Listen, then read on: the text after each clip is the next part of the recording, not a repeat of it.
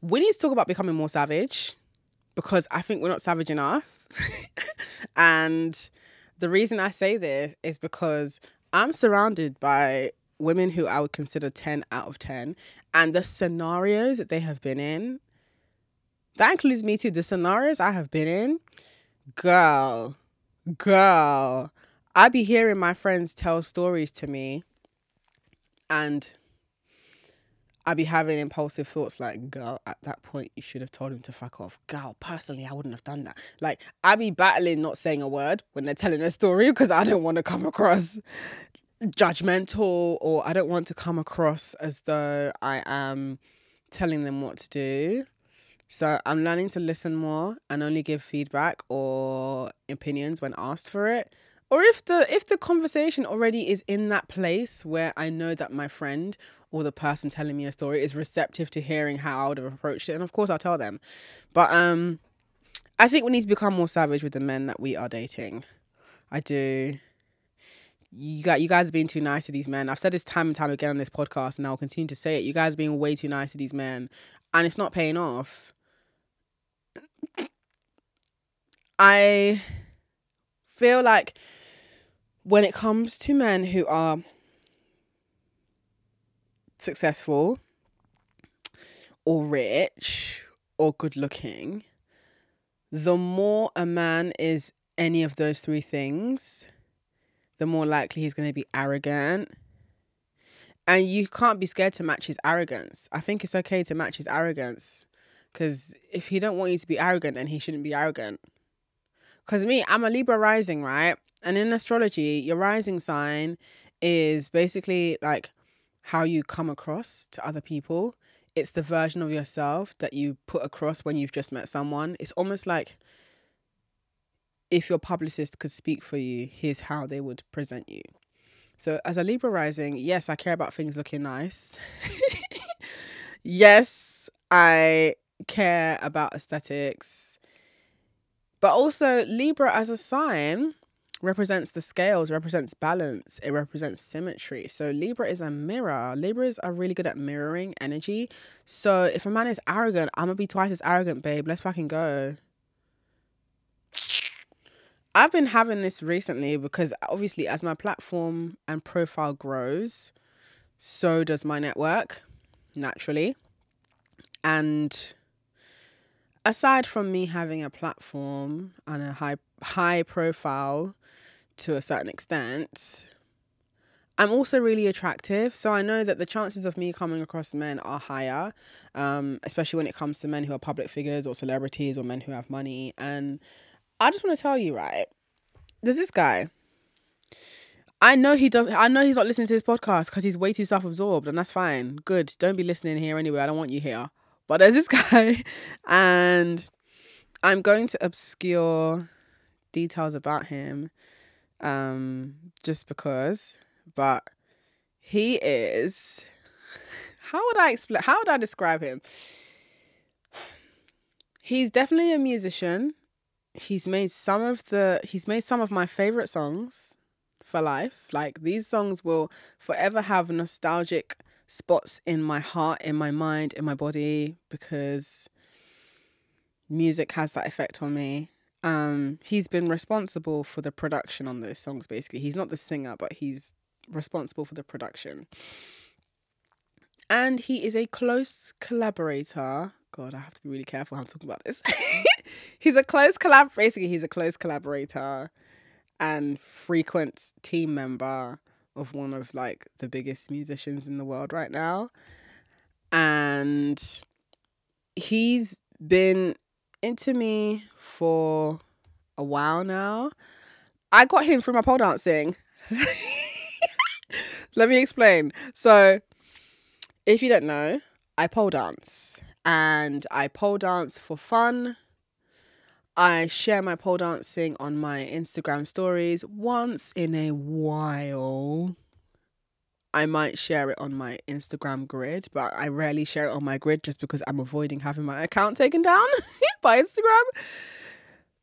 Anyway, when I post my pole dancing videos, if I use music by a particular musician, oftentimes I will tag them I usually hide their tag. So when you tag someone on Instagram on your stories, you can drag that sticker all the way to the bottom of your screen. So it's not visible, but the notification will still reach them that they've been tagged in your story. And why I do that is, as a fellow creative person, I believe in like helping people get their music out there. So what I mean is, let's say a musician has released a new song. I understand how PR works. I understand how music marketing works. I know that if someone releases a new song and a song organically bangs, like I actually like the song and I feel like I can pole dance to it, then I will use their song in my pole dancing video and I'll tag them. And I know that 8 times out of 10, they'll repost it on their story. Well, it works well for both of us. It works well for me because my pole dancing gets out there and more people see me and they discover me and they're like, who's this sexy, gorgeous fairy on the pole? I need to see more of her. Then they come to my page and then they realize I have a brain. And then they're like, oh my gosh, she's smart too. Oh, wow, never seen that before. A woman that's sexy and thinks sometimes. Ooh. Anyway, that happens sometimes. Now, how the musician benefits from me tagging them in my pole dancing story is they have content that they can repost that says, look, people are listening to my song. This new song is out and look at this cool, amazing, gorgeous person dancing to my song. Look at me. Give me some cool points. So it works well for both of us. I acknowledge that. I'm cool with that. So this particular guy who I'm talking about, many times I have used his song on my stories when I'm pole dancing and I tag him and he reposts most of the time. And sometimes when he DMs me in response to him getting the notification that I've tagged him in my story, he jokingly tells me that he's in love with me. He's all heart eyes. But I don't trust men who say that they're in love until you've like significantly, I don't know, you've paid my bills, I don't know, bought me a house or a car. Just you've done something that shows me a tangible expression of your desire. Those are words, and words can be nice. That's nice that you feel that way, or that's nice that you've told me you feel that way. Good for you that you feel that way. I'm not going to do anything about that, but that's nice to know that you're falling in love with me from seeing me pole dance. Surprise, surprise. Wow. Shocking. So with this guy, because he's like, he's used to living the star life, I don't be in his DMs too much. Like sometimes he'll send me, a response to a story I've posted that I didn't even tag him in, but he watches all my stories anyway. And sometimes I wouldn't even say anything to him. I just ignore him. He'll be fine. Recently, he invited me to hang out with him. Because previously he's invited me to one of his shows and I did go. But because he was busy performing, there wasn't any opportunity to hang out with him. That would have been a great time to have actually met him properly, because I still haven't actually met him properly. We've not actually seen each other in person ever. But he invited me to a show of his months ago. I went with my friend. We had a fucking amazing time because he's a really great musician. Unfortunately. It's unfortunate that he's so talented. It is unfortunate that I like his music, okay? And I'll let you know why it's unfortunate in a minute. He invited me to his show months ago. I enjoyed it. Some photos were taken at his show and I was in one of the photos and I looked good. I looked good. So I know that he saw that I went to the show because he posted one of those photos of me on his page, like an Instagram, like sort of carousel of pictures from the night. So I know he saw that picture and he was like, oh my God, she came and she looked good. Yeah, period. Anyway, since then, he's still been flirting with me off and on. And then recently, he's back in London again, because obviously he's touring with one of the biggest stars in the world. So, of course, he's rarely ever in one place. And he's also got his own career going for him, which is doing quite well. Anyway, he messaged me on Instagram. He invited me to hang out with him. He mentioned that there was a party that was happening.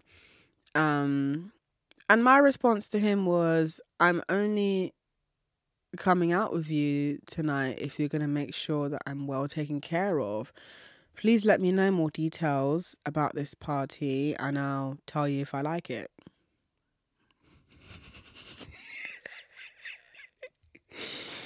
If you thought that was sassy, get ready, innit? Because that to me is like entry level. That's the kind of response I give men. First of all, public figure or not, celebrity or not, rich dude or not, popular dude or not, if you're inviting me out and you're the kind of guy that I would be likely to say yes to, that means you have money and you will be sorting my Ubers. Like me saying to him, I'm only coming out of you tonight if you're making sure I'm well taken care of, is code for I'm not lifting a finger to pay for anything as long as I'm in your presence. So you're making sure I get there.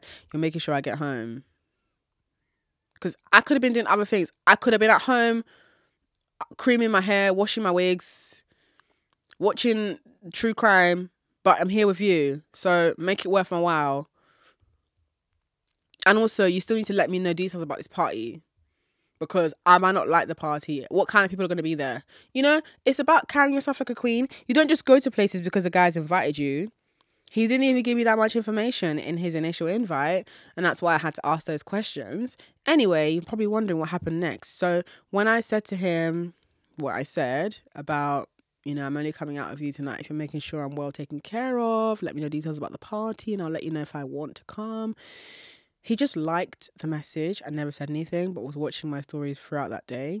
The thing is, I wasn't expecting much, but it's still important to set your precedent anyway. What I mean by that is, with men who are celebrities, they're not as used to women setting stipulations in place. They're not used to women having standards or like boundaries, you know. They're just used to women being like, oh my God, he's invited me to come out. Oh my God, yeah. And I know that he has access to the kind of women that will give him the attention that he wants. You know, I'm not the only gorgeous woman that he's DMing, and that's okay. I wouldn't expect to be the only gorgeous woman that he's DMing, because that would be strange. I'm sure his DMs are flooded with women trying to get his attention, because not only is he a really cool musician, he's also a frequent and close collaborator with one of the biggest musicians in the world right now. So it's cool. I can see why he'd be arrogant. I can see why he'd expect for women to be all over him. So when he just liked my message and never said anything, no bad blood. I still made plans that day. It was a hot day that day anyway. So I had things that I was looking forward to doing. He hasn't said anything to me since. I don't even know if he's still in the country anymore. But I'm happy with how I handled that, because he's going to see me differently. Whether he sees me as, oh, I don't really like her because she's not on my dick, or whether he sees me as, she's really interesting and hard to read, I kind of want to know more, and maybe next time I'll plan something properly. Either way, my confidence is intact. My poise is intact. I'm not about to be all over the place. Like, this same guy, right? Before he'd invited me out to come hang out with him, he hit me up and he said, I'm in London. And I said to him, I'm in London too. I just got back from my trip a few days ago. And then he was like, I'm free all weekend. I'm going to be performing with, I don't want to say the big star's name. I'm going to be performing with the big star this weekend. But I'm free all weekend. He wanted me to know he's free all weekend so that I could ask him out. I'm not doing that. If a guy is famous / popular and he's in your country, tell him to have a good time. If he's a man and he's confident in himself and he likes you, he's going to find a way to ask you if he can have a good time with you. Like, he's not going to be put off by you saying have a good time. He's not going to be offended by you not asking him out. You're not supposed to ask him out. This guy saying to me that he's in London and he's free all weekend was him basically making it known to me that he's available to hang out. That's good that you're available to hang out. If you want to make plans with me, you know how to ask. If you don't ask, I'm not reading no non-verbal or non-visible cues, my dear. Like, I'm not about to be asking a man out. And I don't even consider that savage. Even though what we're discussing today is becoming more savage, I don't consider that savage at all. I just feel like we need to be I feel like we need to be less excited when famous guys are in our DMs, because they're in everybody's DMs, because they need validation and they are addicted to the feeling of knowing that people want them. And I just feel like you set yourself apart by being less desperate to talk to them. You set yourself apart by having a life that you enjoy living. You set yourself apart by also just being gorgeous and not interested in them.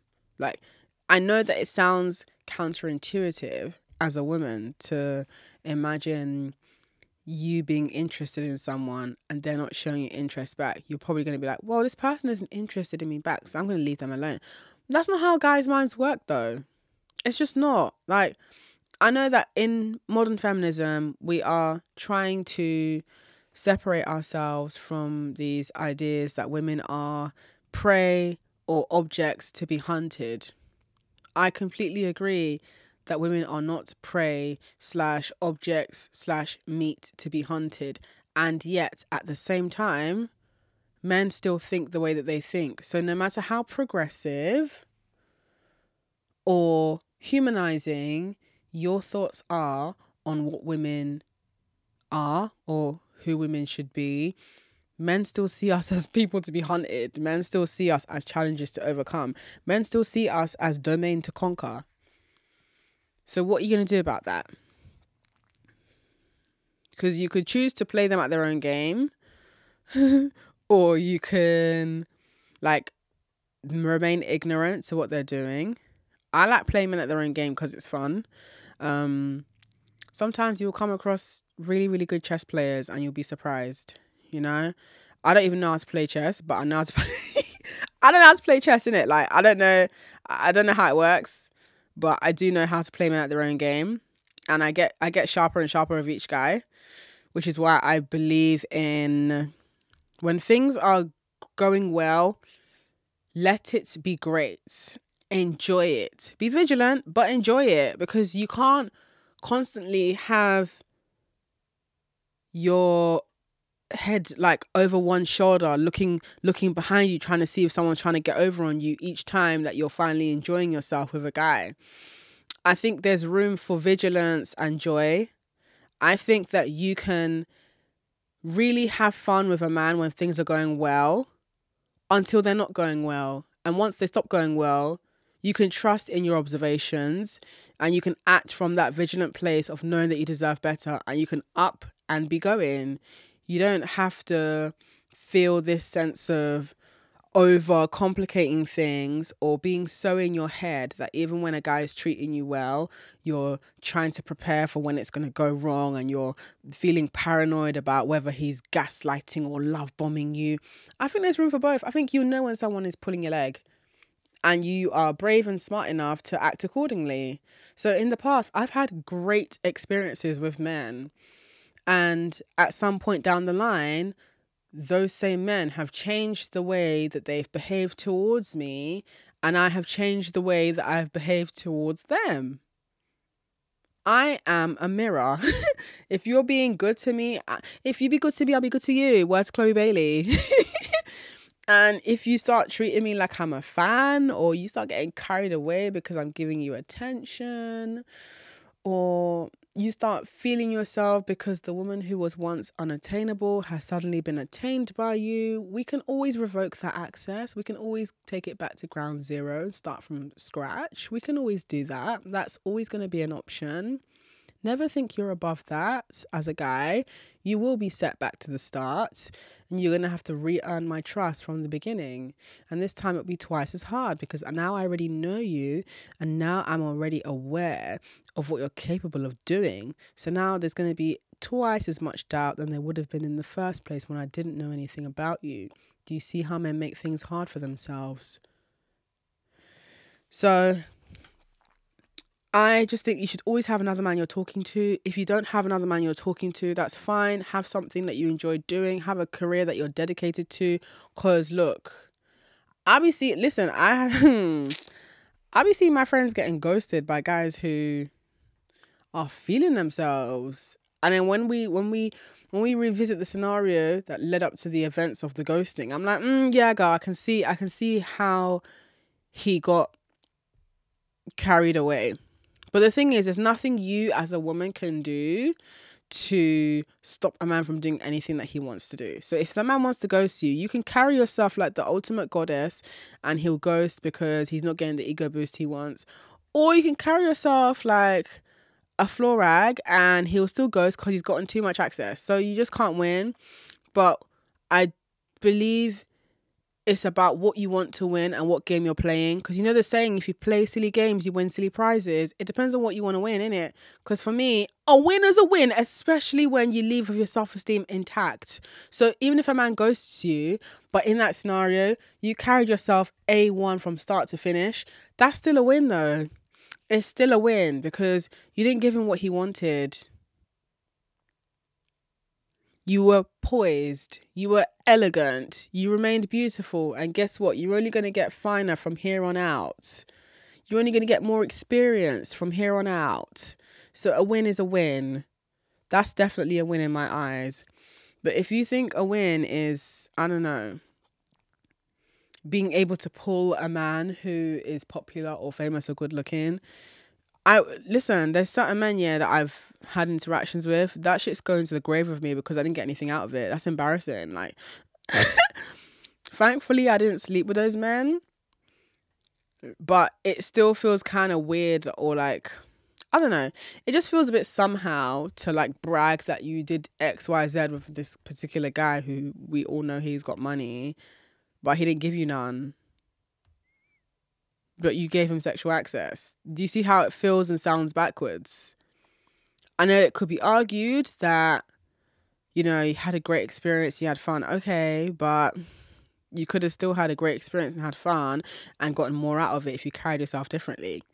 But this is not about shaming the past version of yourself that acted with the little information she had back then. This is about using what you have learnt and applying it so that you will behave in a way that is more in line with the version of you that has integrity, that is a queen, that knows that she's deserving and worthy of many more men of this status. Like, it got to come so naturally to you that these guys get the impression from the start that you ain't new to this, you're true to this. Like, now, when I come across men who have money or who are, like, popular or they're celebrities to whatever extent, and I'm talking to them, they can feel the energy that they're not the first celeb or popular guy or famous guy or quote-unquote successful guy that I've spoken to, because I was speaking to them that they're hella regular.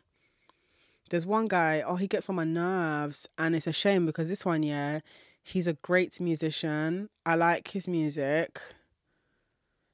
He's a frequent collaborator of another huge star, so I can't really escape his music. And I don't have any intentions of escaping his music because he's not a bad guy.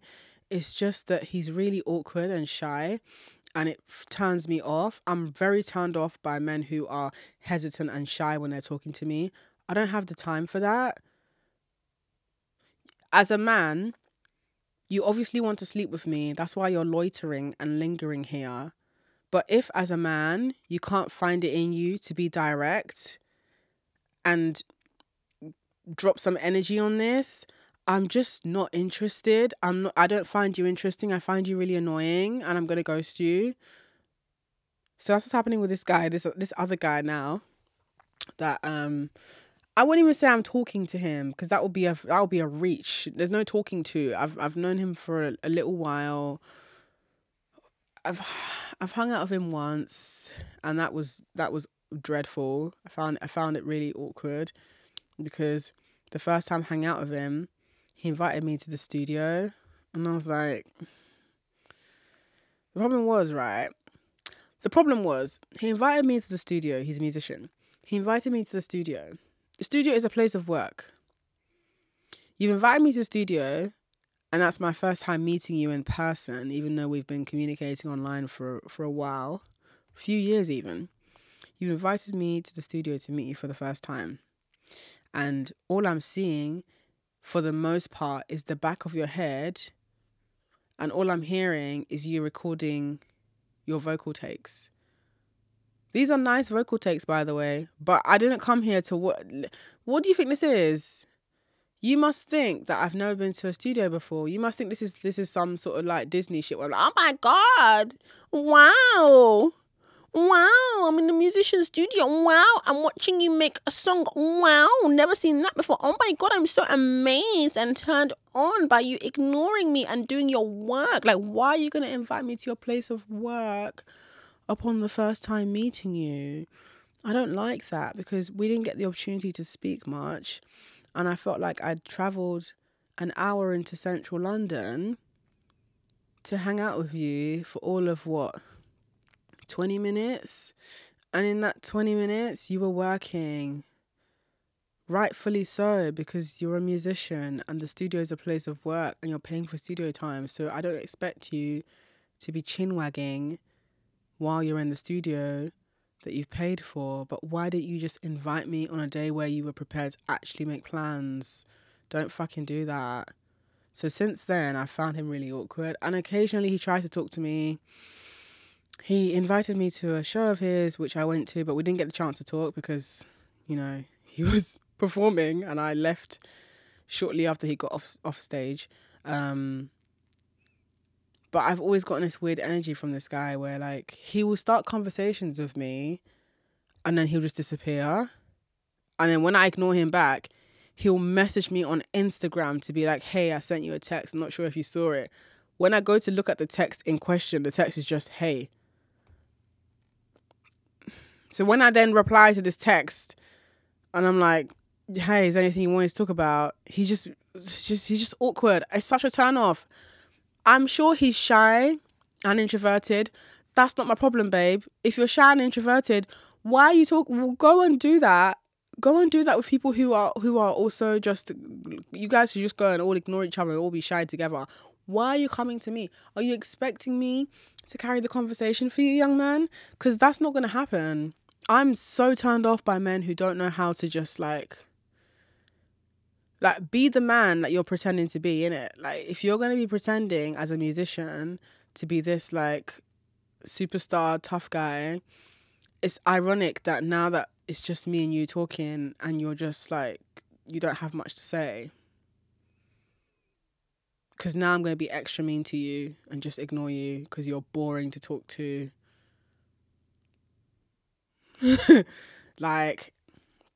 But what I was talking about earlier in regards to always having another man you're talking to, even if you're not talking to anybody else and you have an exciting life, what I mean by always having another man to talk to is you need to remind yourself that these guys are all regular. All of these famous guys, all these popular guys, all these successful guys, all these rich guys are regular. They have the same sexual urges as the broke guys and the guys who just want to have sex with you and do nothing for you. They all have the same sexual urges. They're all men. They're all people. So something that helps me to be more savage and to remain level-headed is to... This is going to sound really horrible. And I can only hope that you see the nuance in what I'm saying. But I like to hold space for the things that I find unattractive about a guy that I'm into because it helps me stay grounded and level-headed. So what I mean by that is if I think a guy is attractive, for example, let's say I don't like the way his haircut is just annoying. I'm going to focus on that haircut that's annoying, but I'll still also focus on the things I like about him. And it helps me remain balanced. And it helps me to not get carried away in projecting because remember that fucking haircut is so dead. Or if he's somebody who, like, there's something about him that you find cringe, hold space for the thing you find cringe because I'm telling you, it will help you to stay rooted in reality. Because if you find everything about him perfect, girl, get ready because you're about to project everything onto him and you're going to get yourself hella disappointed and you're going to start imagining all these futures and scenarios and moments with him that are like twinkly and fantastical But the reality is he's just a regular dude. So if you just keep in mind that he's regular, i.e. his, like, that trim that ain't given, yeah, keep that in mind. There's this guy, that, like, I wouldn't say I don't know if I fancy him. I find him attractive and I think I resonate with him, but I find his hairstyle is really annoying. I'm really turned off by his hairstyle, and I'm glad that I'm turned off by his hairstyle because it makes me not fall in love with him. And what I mean by it makes me not fall in love with him is, like, in this particular context, when I'm saying fall in love, I mean, you know, when you prematurely start projecting stuff onto people and you tell yourself you're in love with them, but actually you're just, like, micro obsessed a bit, like, you know, you're developing a special interest in that person prematurely. You don't know enough about them to be that interested, but you're just, like, projecting loads. Yeah, that hairstyle that I don't like has been keeping me in check, I'm not gonna lie. So if you want to be more level-headed in your attraction to men, focus on the few things about them that you don't like, as well as the things about them that you do like. So what I mean by focus on the few things about them that you don't like, I'm not saying that you should hyper focus and negate the other aspects of them that make them lovely and sweet and likable and endearing. What I mean is, if his crepes are dead, don't forget that his crepes are dead, because when that man starts talking outside of his neck to you and making you feel a type of way, you're going to remember that a man who had dead crepes was making you feel like that. Or if he's wearing boot cuts that be swinging around his ankles in an awkward manner, keep that in mind, innit? Because are you really going to let a man who's wearing boot cuts talk to you a type of way? Or if he's somebody who, I don't know, he's just neeky, innit? Like, he be in people's Instagram comments being a neek. Like, keep that in mind when you're falling into the projection zone of him, so that you can just remain level-headed and grounded. Or if he's somebody that, you know, he's attractive, but there's something a little off, remind yourself about that thing that's a little off. Just balance, hold space for all sides of him. That's what I'm saying. I'm not saying that you need to just be completely focusing on what you don't find attractive about him, because that's not fair. That's a person, and we all have elements to ourselves that aren't as attractive as other sides of us. But I do think that if you fancy a guy, you need to be grounded, or else you're going to get carried, girl, you're going to get carried away. And you also need to learn to see men for what they are, so you stop feeling sorry for them. These people want to sleep with you. That's why they're starting these fake conversations with you. That's why they're loitering and lingering. They want to sleep with you. Don't be offended. It's because you're sexy. It's about what they do in regards to them wanting to sleep with you that you can then use to determine whether this is someone that you want to give your time to. But when you see men for what they actually are, you stop feeling sorry for them. Because, like, the same people who be reinforcing patriarchy to their own detriment are the same people that enforce that same patriarchy on us. And in effect, we're experiencing misogyny at their hands. I don't feel sorry for men, because they are perpetuating, reinforcing, and repeating their own suffering intentionally at their own choice every single day. If men cared about their mental health, they would have done something about it. See how women managed to create feminism, and we've formed our own movements and communities and theories and strategies of action within that.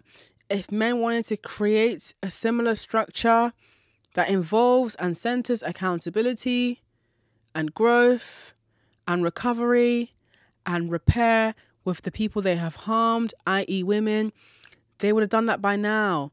They're not invested. Men are not invested in their own healing because they don't believe that they benefit from it sexually. That is why. So I don't feel sorry for men. I don't wake up every day wondering how I can make a man's life easier. I don't walk around wondering what I can do to save a man from his own impulses or his own inability to be accountable. I don't have energy or time for that. Just like how men don't have energy or time to organize and galvanize each other into creating movements that will enforce a new world where women are not living in fear of men. They don't want to do that because it's not convenient. They would rather experience the benefits of patriarchy. Even if they are suffering at the hands of patriarchy, they don't care as long as they can have sexual dominion over women. So no, I don't feel sorry for men, and I'm not going to feel sorry for men anytime soon. I think we also need to remove the word realistic from our vocabulary when we are aspiring for ourselves when it comes to dating men. I cannot tell you the amount of men who have told me that it is unrealistic. I can't tell you the amount of men that have told me it is unrealistic to come across a man who is gonna want to give me money without having met him. Like, girl, I've had that so many times. I've experienced men telling me that it's unrealistic, and I've also experienced men realistically sending me money without having met them, and they ain't killed me. Bitch, I'm still here, still doing me, and those men are still just admiring me from far away. I think, do you know what's unrealistic? Because you know what, yeah, let's talk about it. Men will tell you that it's unrealistic to find a man who adores you, who desires you, he is devoted to you. But what's really unrealistic is broke men with no prospects still aspiring to be with 10 out of 10 women, and guess what? They still make it happen. If broke men can live their unrealistic dreams of being with a fine, educated, intelligent, funny, loving woman who's going to cook and clean for them and pay his bills and rear his children, they're living that reality. Then, similarly speaking, a woman can also live the reality of finding herself a man who's going to be devoted to her, who's going to pay all her bills, who's going to facilitate the lifestyle that she desires, and he will live off of the joy of knowing that she is in his life by choice. That is very possible. So listen, if broke men can dream, so can you. And that's another example of how patriarchy works. Men are encouraged to dream beyond what they are capable of or deserving of, and they still manage to make it happen. But the moment you see a woman having standards or being savage enough to push those standards even further and dream beyond that, you get people telling her it's unrealistic. Let me tell you what's unrealistic. It's unrealistic to be a black woman born and raised to 2 Nigerian parents in a country where black people are not being welcomed, and despite all that, this young black woman grows up to be a Sunday Times #1 best-selling author. This young black woman grows up to create a movement known as #SaggyBoobsMatter that ends up going globally viral, that ends up encouraging women around the world to embrace the posture of their boobs, so much so that she ends up on morning television on ITV, and that interview garners about 4 million plus views. And since then, she's ending up going out around the world speaking on feminism. This same woman is being invited to universities like Oxford and Cambridge, the same universities that she probably wouldn't have even been accepted into if she applied, but she's being invited to speak to the world's smartest people about shit that she's come up with in her fucking bedroom.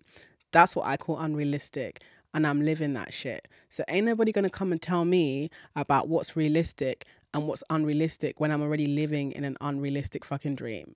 So stop listening to men. Stop letting men decide for you on what's gonna be real and what isn't, because those people are speaking from a place of trying to use fear to control you. Be more unrealistic in your outlook towards what you're willing to accept. In a patriarchal society, it is considered unrealistic as a woman to expect a man to love you so much that not only will he take care of you, but he will encourage your freedom. Because what's expected and what's seen as realistic is to be a mule, to cook and clean, to make yourself smaller, and to be of service to a man who is still going to cheat on you, who's still going to feel entitled to you, and is still going to look down on you because he prides himself and he derives his manhood from making you feel small. That's what's considered realistic in our society. So you need to rearrange what you've been taught to understand as realistic and start becoming a little bit more unrealistic and see how that's going to benefit you, because a man is not his accolades, he's his actions. And sometimes we get carried away and scared into thinking that if a man is successful, that means that he's automatically right. Therefore, if that successful man decides that I'm worthy enough to date him, then that means that I'm worthy. But then if that same successful man turns around and decides that I'm no longer worthy enough to be treated well by him, then it means that I'm not worthy of being treated well. Like, you can't be defining your own self-worth by what men think of you, because sometimes we defer to men and we impose power on them and we put weight on what they think of us. But these are the same people that get hard-ons at the sight of a tit and they're not inside socks. So you need to just ground yourself and remember that you have the power. You have the power to give men hard-ons, and they can't control their hard-ons, and they be hella embarrassed about that. So you can't let those same people dictate your reality, because they are. Do you know what's really unrealistic? Men as a concept, unrealistic. Don't even know how that still happens, but men, entirely unrealistic. It's unrealistic for men to be trustworthy to run countries and governments, but they still be doing it. It is unrealistic for men to be expected to love women into the humanity that they deserve, but we still be dreaming that that's going to happen. It's not going to happen. You love yourself into the reality that you want, and you only cast men as supporting roles who are fit for it. That's how this is going to work, because a man is not the star of your life. Yeah, you are the sun in the sky, and guess what he is? He is the grass on the floor that grows because of your light. That man relies on the sun being in the sky for him to grow. That man relies on you existing for him to grow. That man relies on you existing for him to be alive. So stay grounded and remember that shit when you're out here telling yourself it's unrealistic to be treated like a queen, and it's unrealistic to find someone who loves you enough to invest in you and nurture you. Like, girl, please, you gotta be thinking big, girl. Gotta think big. Think bigger than his dick. Think bigger than all the things that he's convinced you that is big about him. Think bigger than his star status. Think bigger than his bank account. Think bigger than his fame. Think bigger than the amount of followers he has. Think bigger than the amount of influence you think he has, because this is all packaging. He's presenting himself in a particular way for a reason. He knows that if he presents himself in a particular way, then he is more likely to get a particular type of attention from a particular cohort of women, and you happen to fall into that group. So you have a choice. Do you want to be the glitch? Do you want to be the outlier? Do you want to be the one person that's unpredictable to him, who he can't quite put his finger on or in, and as a result, he remains confused and enticed by you? Or do you want to be that person that's so predictable and so easily got and so impressionable by men who have status and success and clout that you lose yourself in the process of trying to get something that you have been taught to desire? But the reality is, once you get the thing that you finally want, you don't know how to keep it, because you don't know how to leave a man. Like, you don't know how to advocate for yourself. I do strongly believe that the women who end up retaining their power in this life are the women who know how to leave men. And in a society that's built on pandering to men, it is considered savage to put yourself first. So you might need to sprinkle a little more savage into your life, and don't be scared to add some more, because a man is never going to sit you down and explain to you why he's about to ghost you and waste your time. What's he going to do? He's going to just act on how he feels, and he's going to hope you just catch on. And if you don't, then that's on you. So similarly speaking, you don't need to sit men down and invite them in your process. You just fucking do what you want to do and let them catch up. And if they can't catch up, that's their problem and that's their loss. So here is to a future of being more savage, more self-centered, more self-absorbed, and more self-loving. The end.